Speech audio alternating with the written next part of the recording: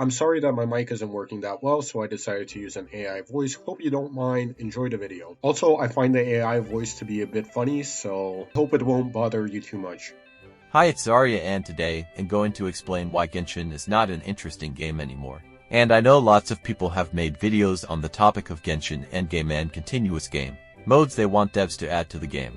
But I will actually try to explain the reasons why these things are being asked for in the community. Genshin is a gacha, a game where you spin a wheel of fortune and hope that you get what you want. And if you don't, well, just spend money kappa. And I know. I remember when I first started playing this game. I did not care whatsoever about the gacha mechanic. I wanted to explore the world of Teyvat. I wanted to complete quests and level up my characters. I found the story interesting and the music beautiful. However, all of this beauty that the game provides is limited, and very soon, joking. I mean 5 months after I first logged into the game, my map was cleared. My quest log was empty and the music and sceneries have grown old to me. And honestly, for any normal player, this would be time to say goodbye to the game and move on. But Genshin is not your normal game, and it revolves around constant updates. Character story plots being added, and with cliffhangers scattered all throughout the game you wait further development. And not to mention character banners and reruns that don't come around often. And at that time I've decided to play somewhat on and off, and log in only to do dailies and wait for the new patches, where there would normally be a new story, a map expansion, characters, and long-awaited banners. Basically at that point I've bought into Hoyoverse's strategy of creating FOMO to keep players round. Now I was like many other players awaiting every patch, hoping the game will become new and refreshing as it was back when I first started the game. However, after constantly completing all the patch content within the first couple of weeks for a year straight and realizing that the game is same old as before, and there is nothing much left to do besides grinding artifact domains, like many others I started growing frustrated and disappointed with the game's state. By the way, the time reference here is late version 2, around the time Sumeru was announced. At this point I had many hopes coming into version 3. Hoping that at least the story will be deep and the game will be saved by the story being really good. But no. Archon quests would become less about the main plot, us searching for our sibling, but more about new characters and fanservice, trying to sell the new characters to players. And for me, I found that to be a slap to the face.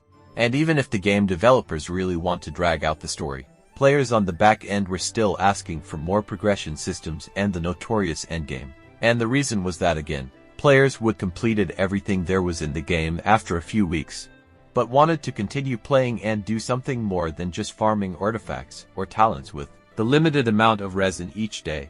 Hardcore players demanded more Abyss-like content, which is understandable, but casual players also wanted endgame. Maybe a game mode that resembled the teapot. The community was filled with anticipation and predictions. Everyone, it seemed, wanted endgame. But instead we got the TCG. Even if most were happy when it came out, the honeymoon phase didn't last, and a patch later the flaws of TCG surfaced. There were no leaderboards, no statistics, and no reason to actually grind for. You would collect all the cards. And at that point, you would be basically done with the game. And to be honest, in some area the map expanded a lot. Quests became more convoluted and we got a new element in the likes of Dendro. And I found all of this super exciting, and started playing the game consistently all over again. But midway through version 3, the hype died down and me and other players were lacking content again. Only this time there was almost no hope left for new endgame. Now it's been more than a year since the event when Hoyoverse tried to implement a new endgame system, and no new attempts have been made since. And right now, a typical longtime player in Genshin will feel all the same things as I do. Exploration and map expansions have been the only form of playable content for the last 3 years. And even these map expansions are honestly just getting repetitive and boring. World quests are still not voiced, and main quests and character quests are not replayable. Even free-to-plays have managed to pull every character they wanted over these years, so waiting for reruns is basically pointless. The story has not received any new major updates. We got a glimpse of the Abyss, but that was only a 15-minute scene out of the 6+ hours of Fontaine's Archon quest. And I'm not saying the Archon quest wasn't good, but it was definitely, for the majority, not related to what our initial goal of exploring Teyvat was. A bunch of controversy and PR mismanagement has happened between Hoyoverse and the player base. There is no new endgame, or what I'm trying to say, nothing to really work towards or play except for spending resin on artifact domains and stocking up on primogems for new character releases. And also what I think Hoyoverse has improved is their character designs. If it wasn't for the new characters' appealing kits and appearances, I would have definitely quit the game by now. Comparing modern characters to version 3 characters like Dory, Dehya, Beiju, Alhaitham and Candace, we can definitely see a lot of improvement. Also, a major issue that I have with the game nowadays is just how little gameplay events provide. They are supposed to be a major reason why you would want to log into the game.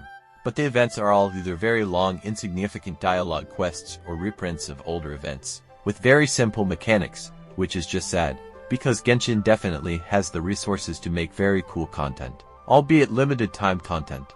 And another major concern for me is that it's been 3 years now and you still can't really enjoy playing the game with your friends. And I know that the game was initially catered for solo play, but with today's player base, I doubt all players want to be playing solo only. But yeah, these were my reasons why I find Genshin boring. I still hope that someday we will get new permanent game modes added, and Genshin would become as fun to play as it was back in the day. Next patch, definitely. Also, I think what really drives me and other players to continue playing is the sunk cost fallacy. And it's not so much about money but time. I don't think anyone wants to just give up on an account they've been building for a year or two. Anyway, if you think I'm wrong or you have something to add, feel free to write about it in the comments below. This was Zarya. Bye.